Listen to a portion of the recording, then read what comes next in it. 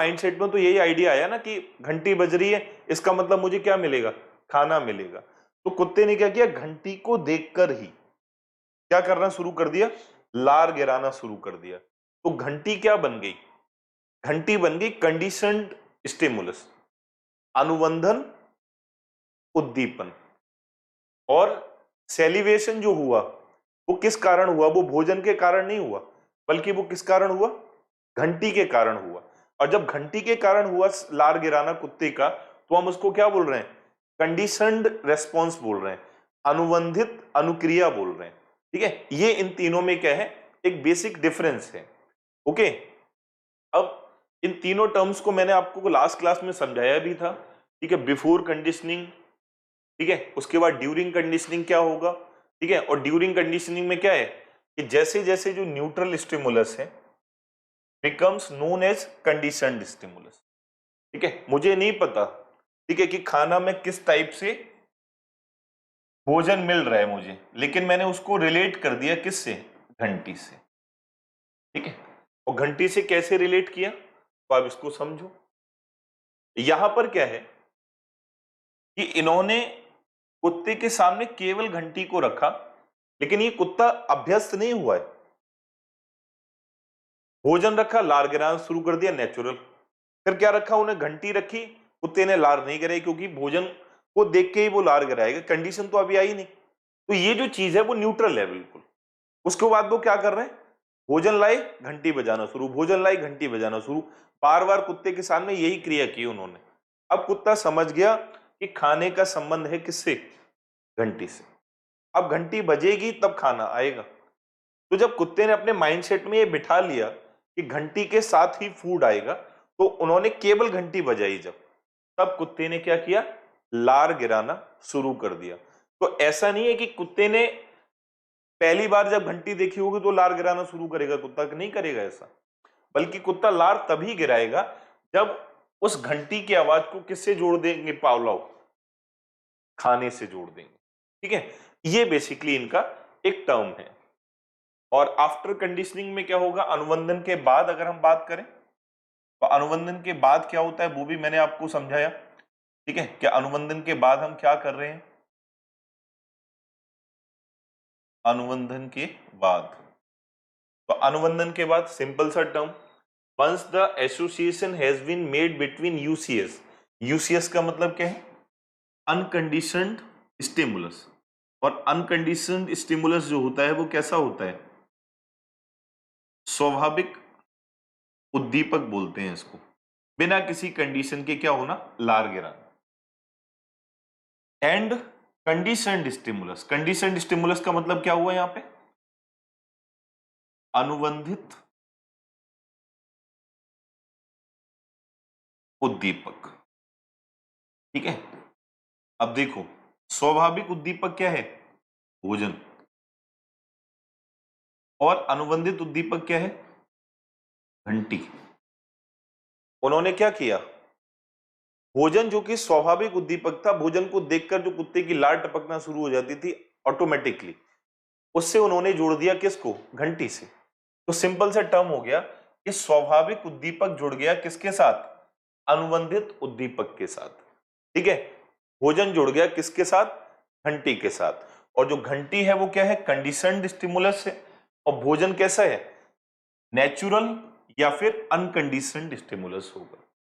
ठीक है, और इसके बाद कंडीशनड स्टिमुलस के जब उन्होंने अकेले छोड़ा, तब भी कुत्ते ने उसके साथ सहक्रिया करके फिर से क्या कर दिया, लार गिराना शुरू कर दिया, किसकी तरह, भोजन के साथ।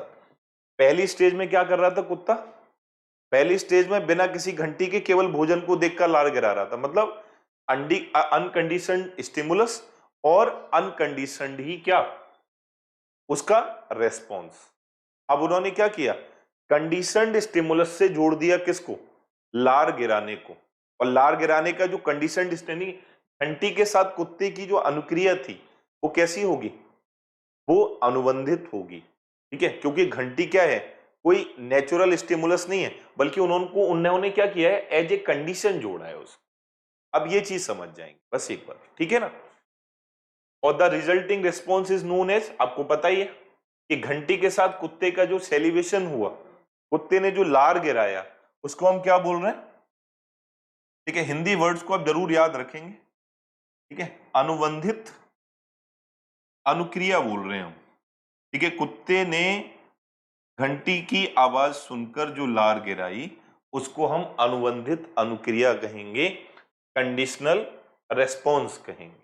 ठीक है, इन टर्म्स को तीनों को आपको जरूर याद करना पड़ेगा, और वो टर्म्स कैसे आपको याद रखने हैं वो आप ये इधर समझ लो बहुत अच्छे से। ठीक है, क्योंकि एग्जाम में जो है वो बिफोर कंडीशनिंग आफ्टर कंडीशनिंग के टर्म्स पूछ लिए जाते हैं।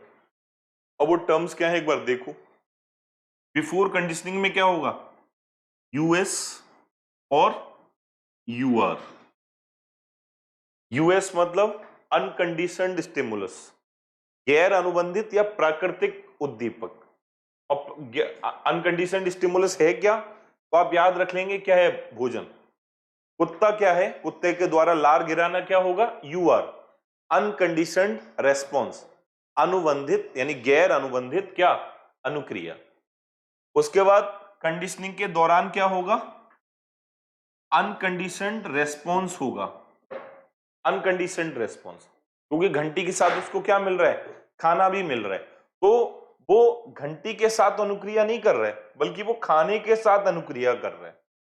अब भी उसका जो रेस्पॉन्स है वो कैसा होगा? क्यूआर होगा।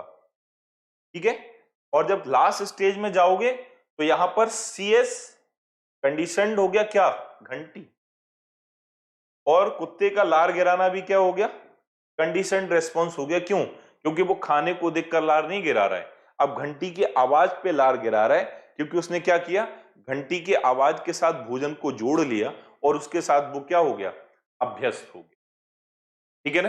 अब चीजें आपकी बेहतर तरीके से समझ में आई होंगी। ठीक है, कुछ टर्म्स की ओर बढ़ेंगे हम लोग, कि जैसे इस सिद्धांत के कुछ की प्रिंसिपल्स हैं, उनको हम समझने का क्या करेंगे? प्रयास करेंगे। ठीक है, और पहला जो बेसिकली टर्म है वो है अधिग्रहण। अधिग्रहण,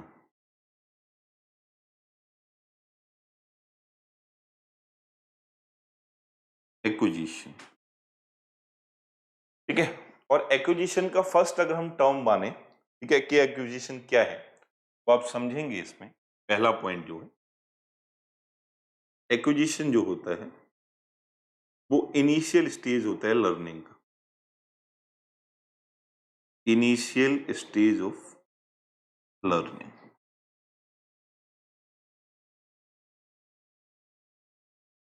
मतलब ये क्या है?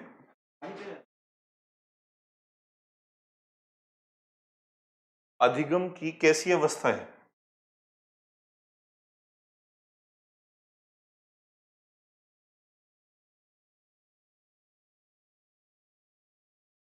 अधिगम की आरंभिक अवस्था है ये, पहली बात। ठीक है, लाइक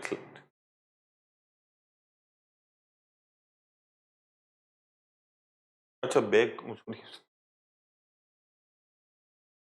आफ्टर कंडीशनिंग, इसको देख लो मैंने क्या बताया आफ्टर कंडीशनिंग में।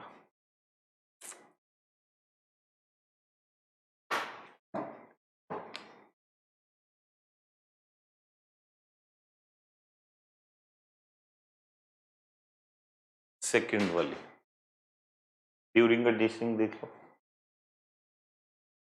ठीक है, ड्यूरिंग कंडीशनिंग में क्या है? न्यूट्रल। एक बार क्या किया उन्होंने? एक बार केवल घंटी रखी, और दूसरी बार क्या किया? घंटी के साथ खाना रखा। तो घंटी, केवल घंटी रखी उन्होंने जब ड्यूरिंग कंडीशनिंग, तो फिर कुत्ते ने लार नहीं गिराई, बल्कि उन्होंने क्या किया?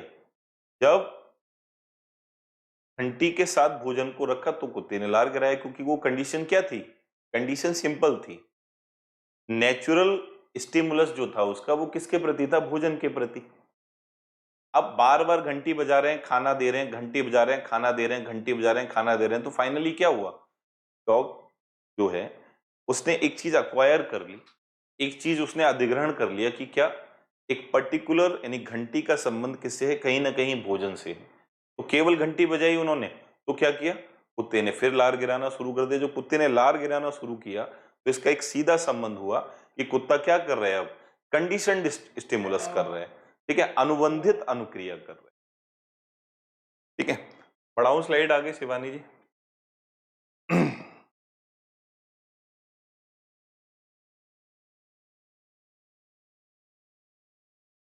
ओके, ठीक है, इस टर्म को समझिए कि एक्विजिशन क्या है। तो एक्विजिशन इनिशियल स्टेज है किसकी, लर्निंग की। ठीक है, कुत्ता जो सीखना प्रारंभ कर रहा है उसकी प्रारंभिक अवस्था को हम बोलते हैं क्या, एक्विजिशन, अधिग्रहण। और अधिग्रहण में क्या हुआ, अधिग्रहण में यह हुआ कि जो न्यूट्रल कंडीशन थी, ठीक है, ठीक है, न्यूट्रल कंडीशन, उस न्यूट्रल कंडीशन में कुत्ते को केवल क्या दिखाई गई, केवल घंटी दिखाई गई। तो कुत्ते ने कोई रेस्पॉन्स नहीं किया, बट घंटी के साथ कुत्ते को क्या दिया गया, फूड दिया गया। तो आप टर्म समझिए ये है क्या, ये हुआ CS,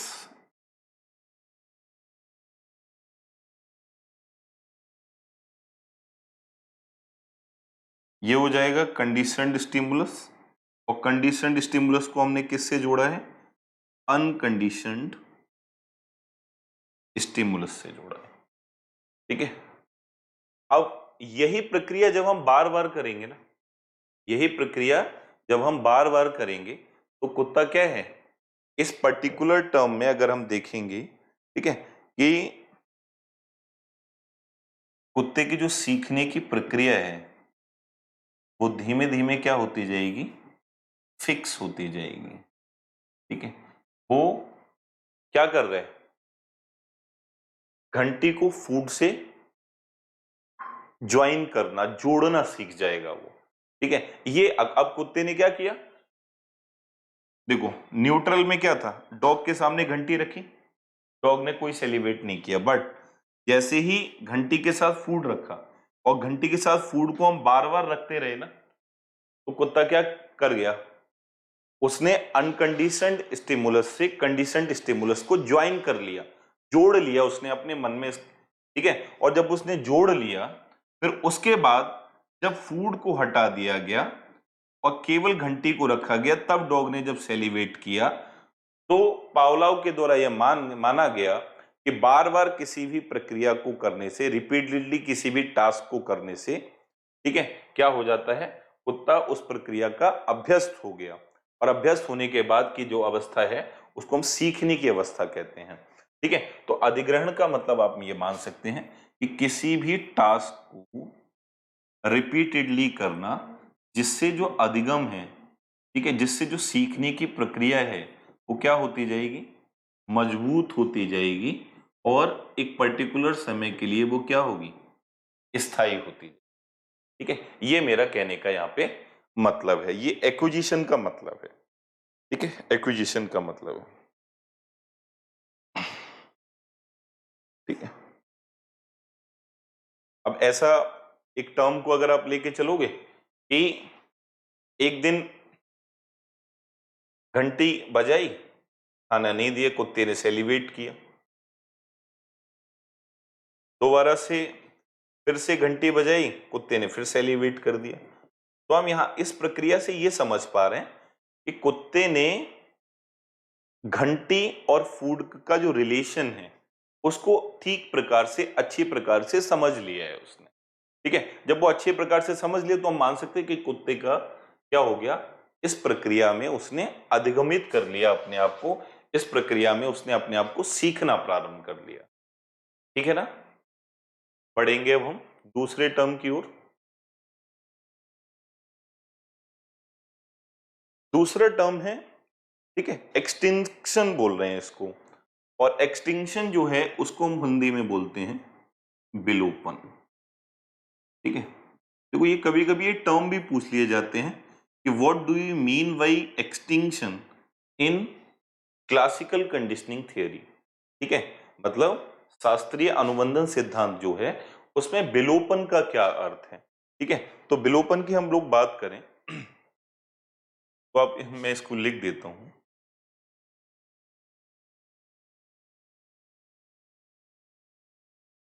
ठीक है, ये टर्म को अनुबंधन के बाद, कंडीशनिंग के बाद, ठीक है, अनुबंधन के बाद जब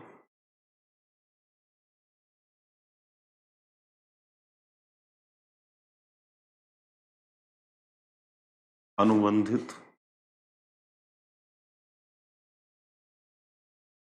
उद्दीपक के साथ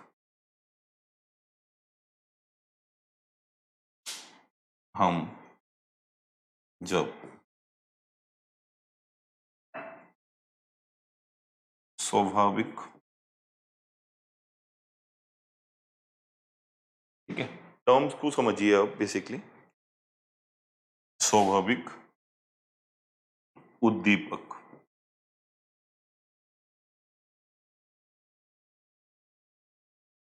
प्रस्तुत नहीं कर पाते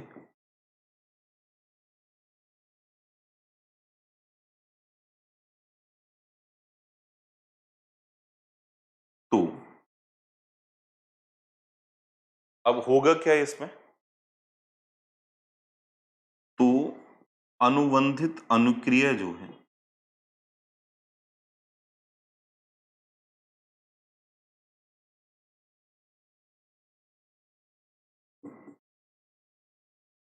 का विलोपन हो जाता है।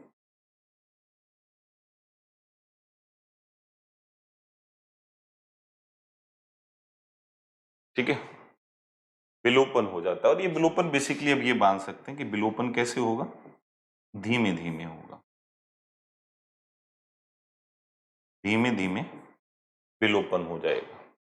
और टर्म्स क्या है कि अनुबंधन के बाद जो कंडीशन है, ठीक है, यानी वो एक्सटेंशन किस स्टेज पर आएगी, आफ्टर कंडीशनिंग।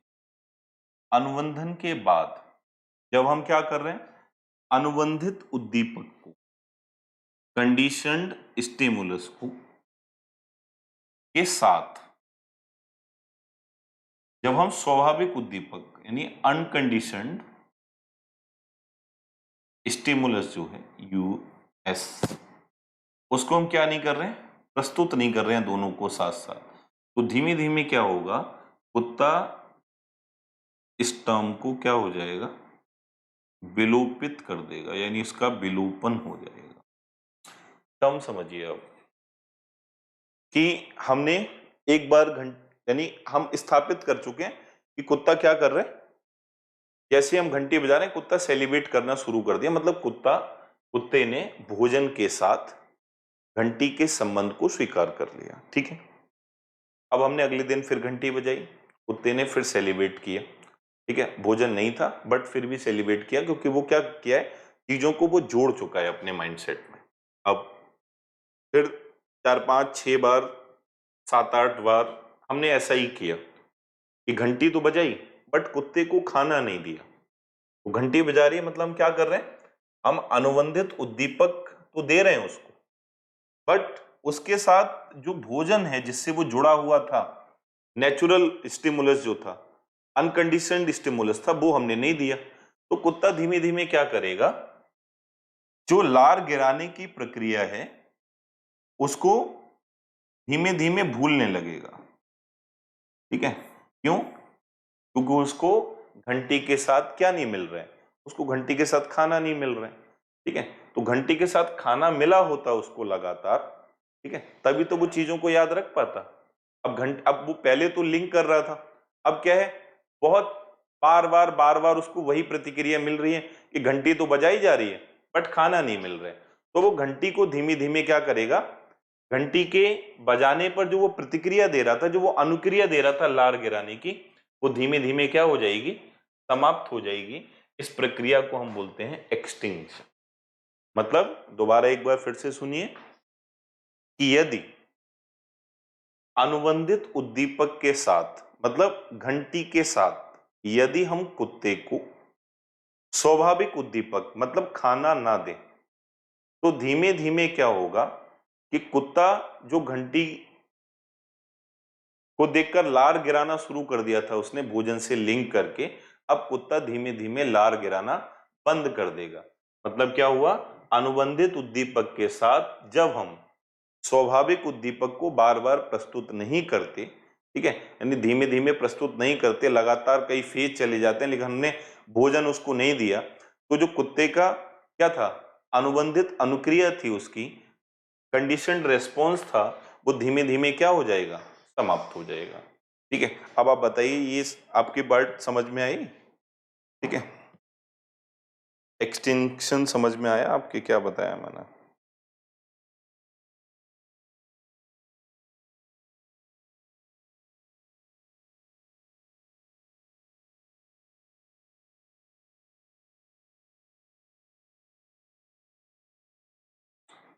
ठीक है, धीमे धीमे कुत्ता उसको क्या कर रहा है, भूलने लग रहा है। ठीक है, लार गिराना उसने क्या कर दिया, कम कर दिया। ठीक है, बढ़ेंगे आगे अगले टर्म की ओर। अगला टर्म है स्पॉन्टेनियस रिकवरी। ठीक है, स्पॉन्टेनियस रिकवरी को हम बोलेंगे स्वतः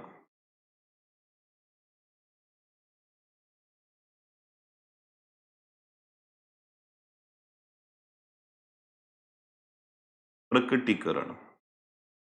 ठीक है, स्वतः प्रकटीकरण, स्पॉन्टेनियस। ठीक है, अब टर्म समझिए क्या है। ये जो अवस्था है वो विलोपन के बाद की अवस्था है। ठीक है, विलोपन के बाद, विलोपन के बाद। अब विलोपन के बाद हम क्या करेंगे, विलोपन के बाद जब हम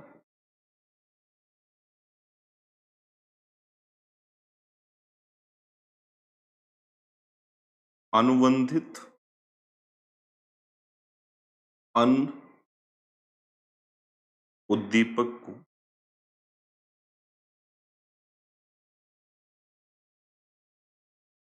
पुनः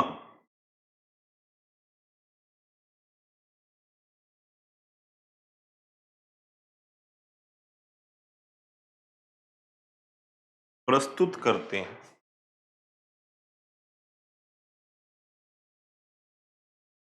तो कभी कभी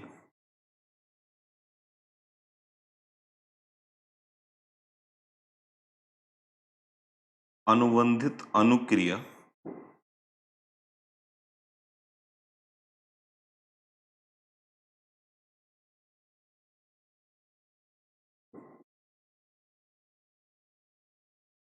प्राप्त होती। टर्म समझिए फिर से। एक्सटिंक्शन के बाद जब हम क्या कर रहे हैं, अनुबंधित उद्दीपक कंडीशनड स्टिमुलस यानी घंटी को क्या कर रहे हैं, प्रस्तुत कर रहे हैं दोबारा।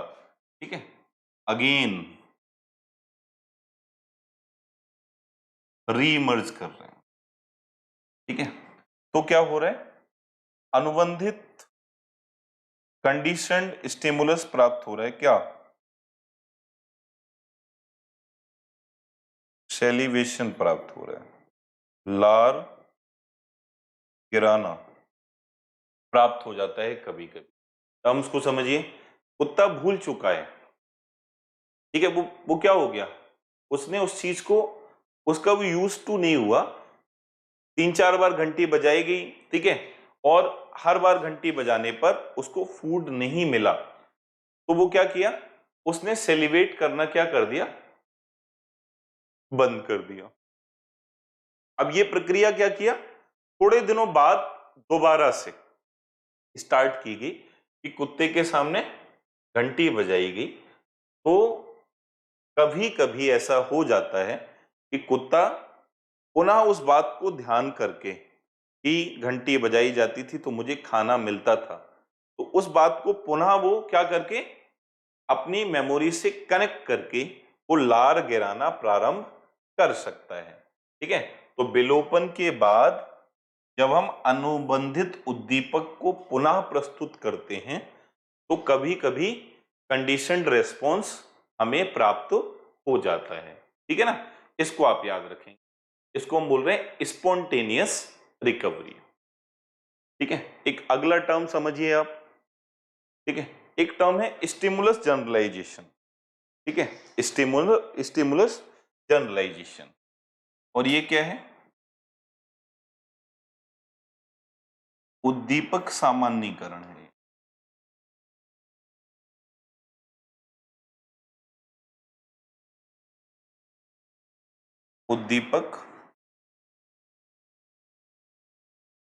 उद्दीपक सामान्यीकरण है। ठीक है, अब उद्दीपक सामान्यीकरण क्या है इसको समझिए। ठीक है, एक बार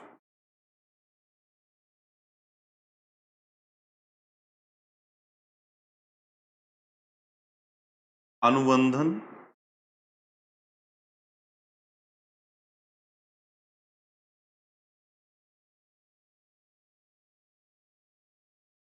एक बार अनुबंधन स्थापित हो जाने पर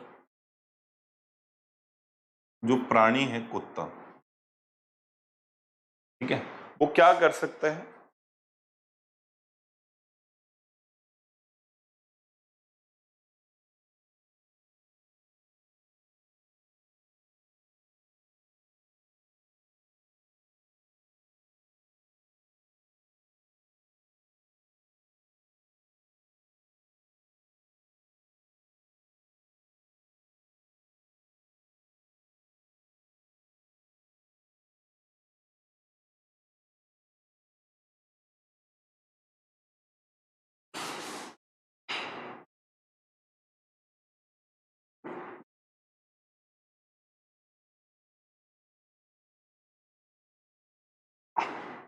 ठीक है, अनुबंधित उद्दीपक से मिलते जुलते, ठीक है, उद्दीपकों के साथ, ठीक है, जुड़ गया वो प्राय उसी प्रकार की अनुक्रिया करता है। समझिए आप। ठीक है, ठीक से समझना है इस बात को। स्टिमुलस जनरलाइजेशन क्या है? ये एक बार आफ्टर कंडीशनिंग की बात है, कंडीशन स्थापित हो चुकी है, घंटी जैसे ही बजाई जाती है कुत्ता लार टपकाना शुरू कर देता है। अब क्या होगा? अब घंटी बजाई जा रही है, कुत्ता लार टपकाना शुरू कर दिया, इस स्थिति में पहुंच गया है कुत्ता। तो एक बार अनुबंधित स्थापित हो गया, कंडीशन स्टेब्लिश हो गई, तो फिर क्या होगा कि जो कुत्ता है वो अनुबंधित उद्दीपक कंडीशनड स्टिमुलस क्या है? घंटी से मिलते जुलते, घंटी की ही तरह की ध्वनि देने वाले, ठीक है, किसी दूसरे उद्दीपक के साथ भी वो क्या कर सकता है? लार गिरा सकता है। क्यों? क्योंकि उसने क्या किया? घंटी के आवाज से मिलते जुलते टर्म्स को भी उसने अक्वायर कर लिया, और वो उन आवाजों को भी, उन साउंड्स को भी क्या कर रहा है? वो घंटी की तरह ही उनको रेस्पॉन्ड करने का प्रयास कर रहा है। ठीक है, और वो लार गिरा रहा है। तो एक ही प्रकार के उद्दीपक प्रस्तुत किए जाए तो वो वही करेगा। उस उद्दीपक से मिलते जुलते कुछ उद्दीपक भी उसके सामने अगर रख दिए जाएं, ठीक है, बजा दिए जाएं, फिर भी कुत्ता लार गिराना स्टार्ट कर देता है। इसको हम बोलते हैं स्टिमुलस जनरलाइजेशन। ठीक है, स्टिमुलस जनरलाइजेशन।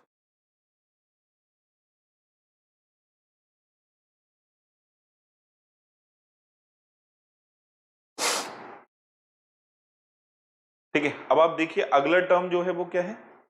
Stimulus discrimination. उद्दीपक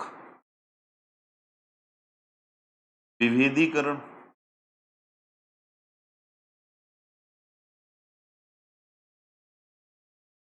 और उद्दीपक विभेदीकरण के अंतर्गत क्या होगा? टर्म समझिए आप। ठीक है,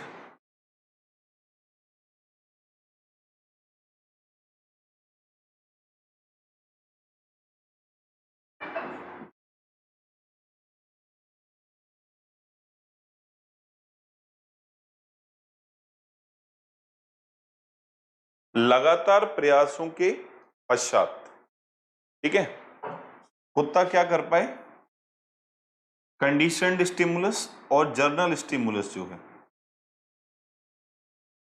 उनमें विभेद कर पाए।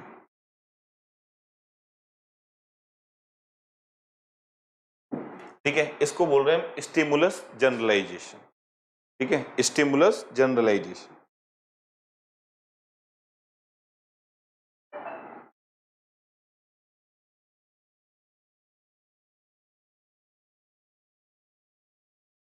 विभेद की बात की गई है इसमें कि जो भी उद्दीपक थे उनके बीच क्या कर दिया हमने, विभेद कर दिया।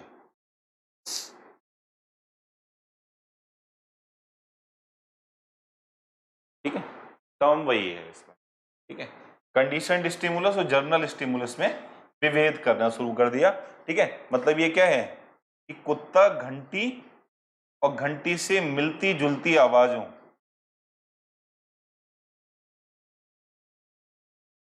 मिलते जुलते जो साउंड हैं उनमें क्या करना सीख जाए, अंतर करना सीख जाए। ठीक है, कि ये घंटी की आवाज नहीं है बल्कि घंटी से मिलती जुलती कोई आवाज है। अगर ये डिफरेंशिएट करना कुत्ता सीख जाता है तो इसको हम क्या बोलते हैं, स्टिमुलस डिस्क्रिमिनेशन बोलते हैं, उद्दीपक विभेद करना। देखो, उद्दीपक विभेद एक प्रकार के साउंड को टर्म नहीं है, स्पेसिफिक साउंड को पहचानना और बाकी मिलते जुलते साउंड्स को क्या कर देना, डिस्क्रिमिनेट कर देना। ठीक है, टर्म समझेंगे हम लोग आगे वाले में। ठीक है, सॉरी।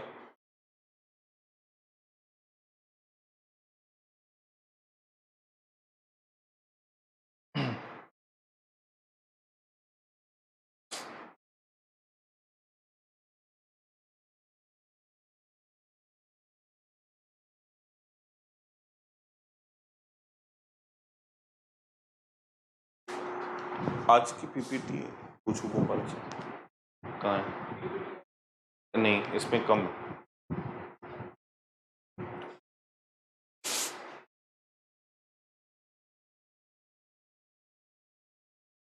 ठीक है, यहां तक चीजें क्लियर हो गई आपकी। फिर हम नेक्स्ट टर्म की ओर बढ़ेंगे, अगली थ्योरी की ओर बढ़ेंगे हम लोग। फिर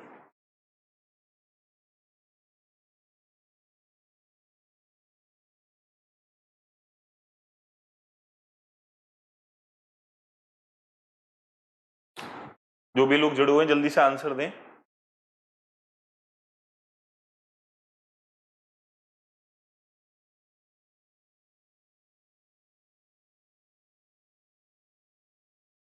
ओके,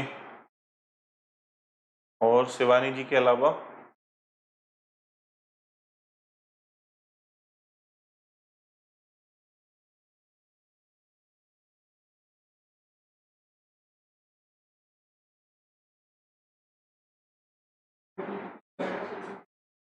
हम्म हम्म, भेज रहे।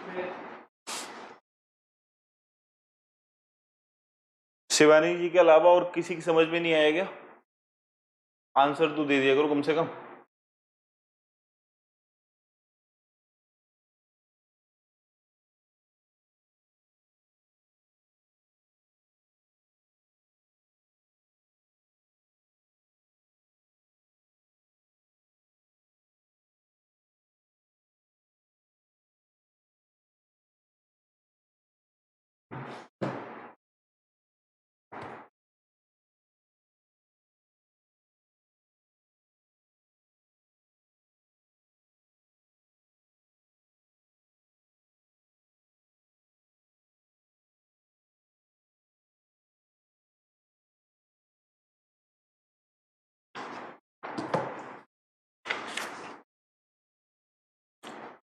ठीक ठीक ठीक।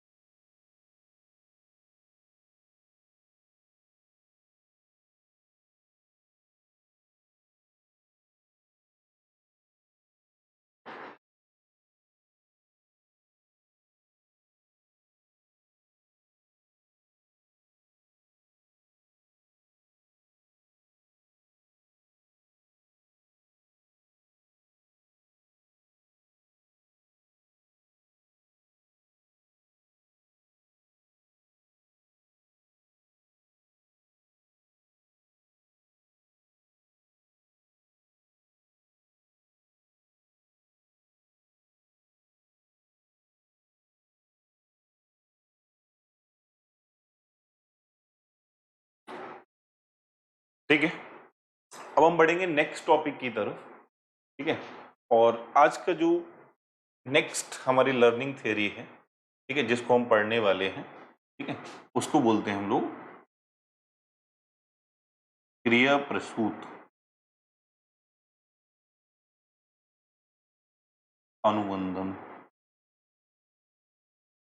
क्रिया प्रसूत अनुबंधन का सिद्धांत। ठीक है, पावलोव ने कौन सा सिद्धांत दिया था? क्लासिकल कंडीशनिंग, शास्त्रीय अनुबंधन का सिद्धांत। ये जो सिद्धांत दिया गया है, ठीक है, वो किसके द्वारा दिया गया है? स्किनर के द्वारा दिया गया है। ठीक है, हम इसमें स्किनर की बात करने वाले हैं।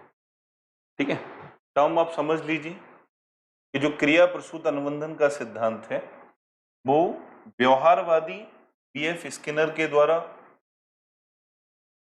ये सिद्धांत प्रतिपादित किया गया, विच इज वाई यू में ओकेजनली हियर इज रेफर्ड। ठीक है, मतलब ये बोला जाता है ना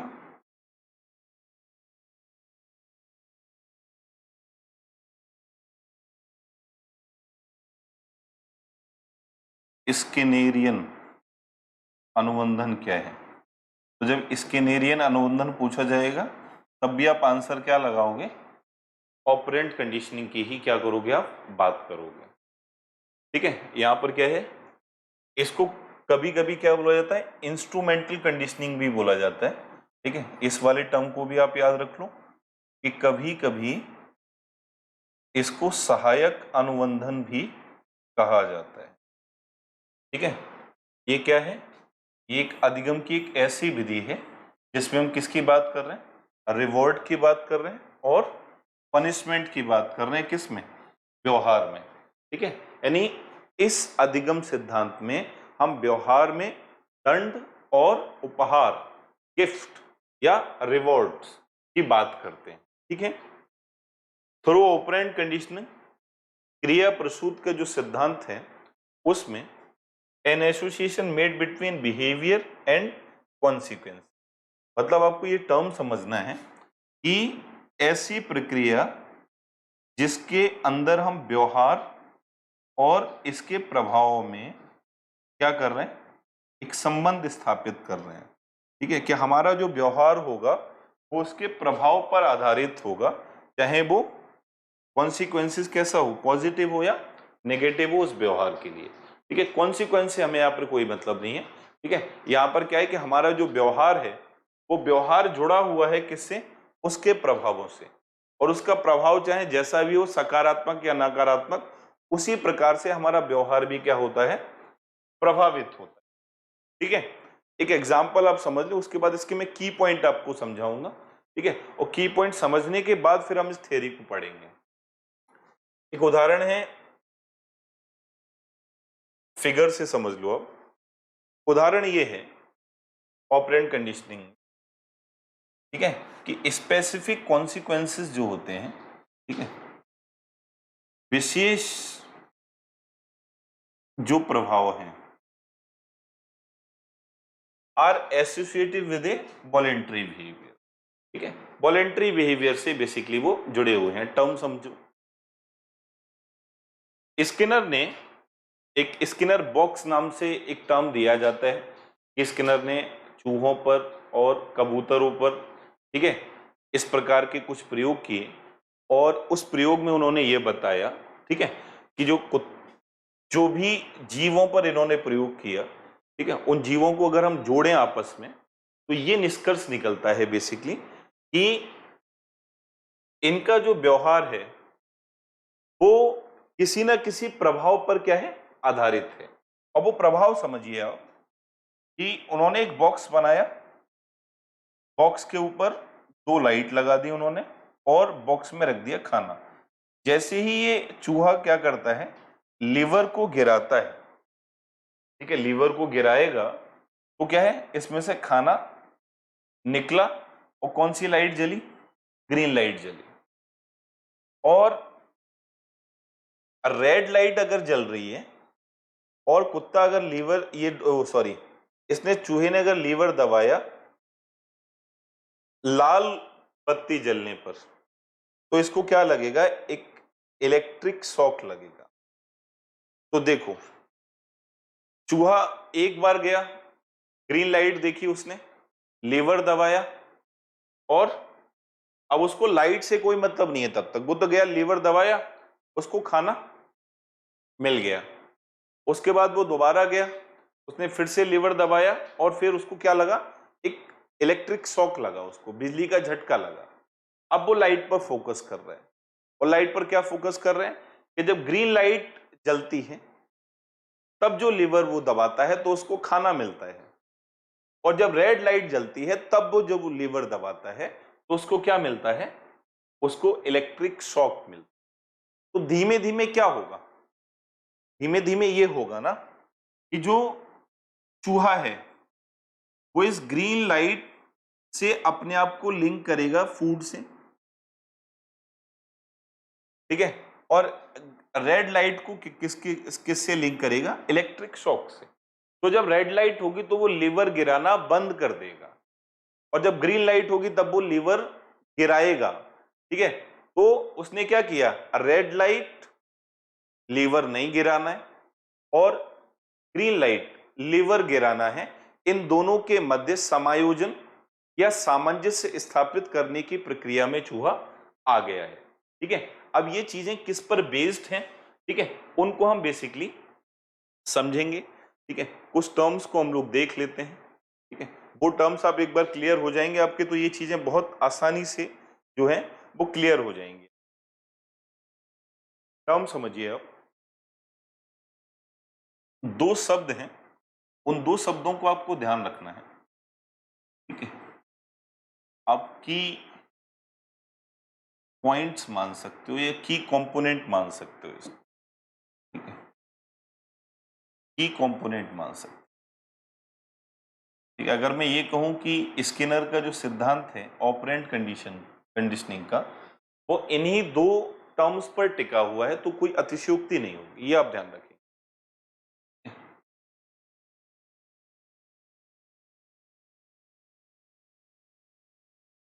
पहला है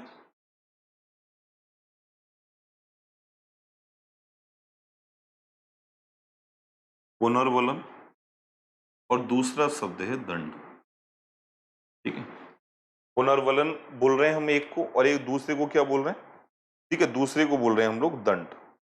और पुनर्वलन और दंड का संबंध क्या है, ठीक है, वो हम बेसिकली आपको देखना है, एक पर्टिकुलर टर्म, एक रीइंफोर्समेंट है,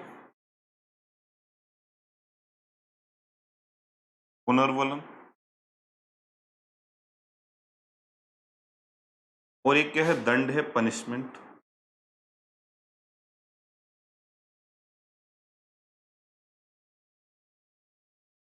पनिशमेंट, ठीक है। दोनों शब्दों में अंतर आप स्थापित करने का अगर प्रयास करोगे तो दोनों शब्दों में अंतर क्या है आप उसको देख लो एक बार, ठीक है।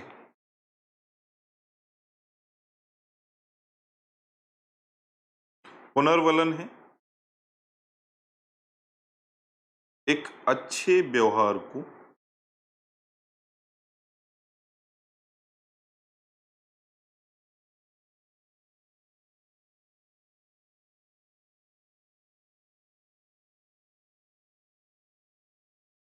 बार बार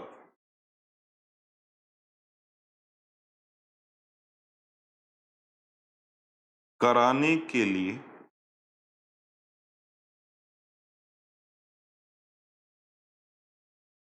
किए गए प्रयास, ठीक है, ठीक है। ये एफर्ट्स है किसके लिए, ठीक है, एफर्ट्स या रिपीटेडली एफर्ट्स, ठीक है, repeated efforts for a good behaviour, ठीक है। एक अच्छे व्यवहार को कराने के लिए जो बार बार प्रयास किए जाते हैं उनको हम बोलेंगे पुनर्वलन, ठीक है। अगर हम दंड को व्यवहार करेंगे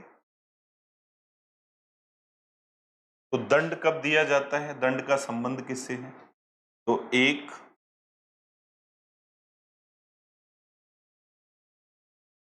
बुरे व्यवहार को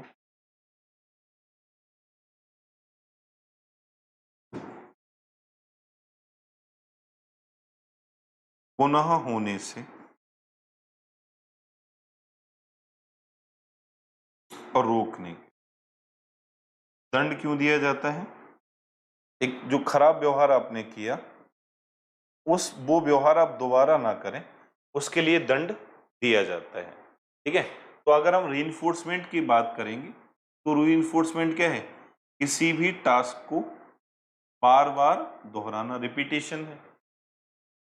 और ये दंड या पनिशमेंट क्या है? तो किसी टास्क को दोबारा होने से रोक देना। ठीक है, अब दोबारा होने से रोकने के लिए हम क्या कर रहे हैं? दंड दे रहे हैं। और जो अच्छा व्यवहार किया आपने, उस अच्छा व्यवहार को बार बार आप हमें करवाना है आपसे। तो मैं आपके देखो, जो भी टर्म एक छोटे बच्चे से लेकर आप समझोगे, तो जब हम किसी बच्चे को क्या करते हैं? एप्रिशिएट करते हैं किसी भी कार्य को करने के लिए बार बार। ठीक है, तो वो एप्रिसिएशन वो है, वो बेसिकली क्या है? रीइंफोर्समेंट का ही एक एग्जाम्पल है। और जब हम क्या करते हैं, किसी बच्चे ने कोई खराब बात किया, मतलब मान लो उसने अपने क्लासमेट की जो नोटबुक है उसको फाड़ दिया उसने, तो उस नोटबुक को फाड़ दिया, तो ये व्यवहार जो किया उसने वो कैसा था? खराब व्यवहार था। तो उस खराब व्यवहार वो दोबारा ना करे, तो वो दोबारा ना करे तो आप क्या करोगे? उसको दंड दोगे, उसको पनिश करोगे। ठीक है, तो दंड देने का तरीका वो ये कि एक ऐसा बिहेवियर जो बच्चा दोबारा ना करे। ठीक है, एक ऐसा बिहेवियर जो आपको लगता है कि खराब है और उस खराब बिहेवियर को वो रिपीट ना करे। ठीक है, तो जब वो रिपीट नहीं करेगा तो उन टर्म्स को आप देख सकते हैं। ठीक है, और यहां पर क्या भी चीज बताई जा रही है कि कोई भी व्यवहार ऐसा है जो अच्छा व्यवहार है, उसको जब वो बार बार करता है, तो अच्छे व्यवहार को बार बार करने के लिए जो हम एफर्ट करेंगे वो है पुनर्वलन। और एक बुरे व्यवहार को पुनः ना करे वो व्यवहार, उससे रोकने के लिए जो हम प्रयास करेंगे वो क्या होगा? दंड होगा। ठीक है, तो पुनर्वलन को आप याद रखेंगे रिपीटेशन के प्रोसेस से। और यहां पर क्या है? एक बार कार्य किया उसके बाद दोबारा हमने उसको नहीं करने दिया या करने से रोका, तो रोकने के लिए जो आपके द्वारा गतिविधि अपनाई गई वो क्या है? दंड है। ठीक है, और बेसिकली अगर हम देखेंगे तो स्किनर ने पुनर्वलन के भी दो टाइप बताए हैं, पॉजिटिव और नेगेटिव। एक सकारात्मक पुनर्वलन होता है, एक नकारात्मक पुनर्वलन होता है। और उन्होंने दंड के भी दो ही टाइप बताए हैं। ठीक है, एक दंड जो होगा वो पॉजिटिव होगा और एक दंड होगा कैसा? नेगेटिव होगा। तो अभी के लिए आप ये दो चीजें जरूर याद रखें कि व्हाट इज रीइंफोर्समेंट, पुनर्वलन क्या है, एंड व्हाट इज पनिशमेंट, दंड क्या है। तो पुनर्वलन क्या है? एक अच्छे व्यवहार को बार बार करवाना, और बार बार करवाने के लिए जो एफर्ट करेंगे हम, जैसे हम मानते हैं ना कि बेटा आप एग्जाम में अच्छे मार्क्स लाओगे, ठीक है, तो आपको क्या दिया जाएगा? एक मोबाइल दिया जाएगा। ठीक है, तो मोबाइल देने का जो टर्म है वो कैसा है? रीइंफोर्समेंट है। ठीक है, क्या है? रीइंफोर्समेंट है। ठीक है, पुनर्बलन किया मैंने। क्यों? क्योंकि अच्छे मार्क्स लाना एक अच्छा व्यवहार है, और उसके लिए प्रयास क्या किया आपने? उसको आपने पुरस्कार देने की बात कही। ठीक है, दंड अगर फेल होते हो तो आपसे ये जो आपके पास कोई वस्तु है, वो वस्तु मैं आपसे छीन लूंगा, डिजायरेबल चीज जो है वो आपसे मैं छीन लूं, तो वो क्या होगा? दंड होगा। ठीक है, जैसे मैंने एग्जाम्पल बताया, कॉपी फाड़ दी क्लासमेट की, आपने क्या किया? दो चांटे जड़ दिए बच्चे के। क्यों? क्योंकि कॉपी फाड़ना खराब व्यवहार है, और ये व्यवहार बच्चा दोबारा ना करे, तो आपने बच्चे को क्या किया? दंड दिया। ठीक है, तो आज की क्लास हम यहीं पर फिनिश करेंगे। ये दो कॉन्सेप्ट समझने बहुत जरूरी थे ऑपरेंट कंडीशनिंग में। ठीक है, और जैसे जैसे हम आगे बढ़ेंगे, ठीक है, तो इन दोनों की ही बात बार बार आएगी कि व्यवहार के प्रभाव जो होता है हमारा, ठीक है, उसके अनुसार ही हम व्यवहार को ढाल लेते हैं। ठीक है, मतलब हमारे किसी किए गए कार्य का जो प्रभाव होगा, कॉन्सिक्वेंस होगा, उसके बेसिस पर हम व्यवहार को क्या करते हैं? मेंटेन करते हैं। ठीक है, तो आज के लिए इतना ही। उम्मीद है आपको ये दोनों टर्म समझ आए होंगे, क्योंकि अगर ये दोनों टर्म्स आपके समझ आ जाएंगे, आपको पुनर्वलन और दंड, ठीक है, तो ये जो थ्योरी है स्किनर की, वो भी आप ब्रीफ तरीके से बहुत अच्छे से समझ पाओगे। ठीक है, पुनर्वलन को एक बार फिर से देख लोगे, एक अच्छे व्यवहार को बार बार कराने के लिए जो प्रयास किया जाता है वो, और दंड क्या है, एक बुरे व्यवहार को पुनः होने से रोकने के लिए। यहाँ पर रिपीटेशन होने नहीं देना है, एक जगह बार बार वही काम करना है, एक जगह क्या है, एक बार हो गया दोबारा नहीं करना है, नो रिपीटेशन, यहाँ पर कंटिन्यूअस रिपीटेशन। ठीक है, थैंक यू।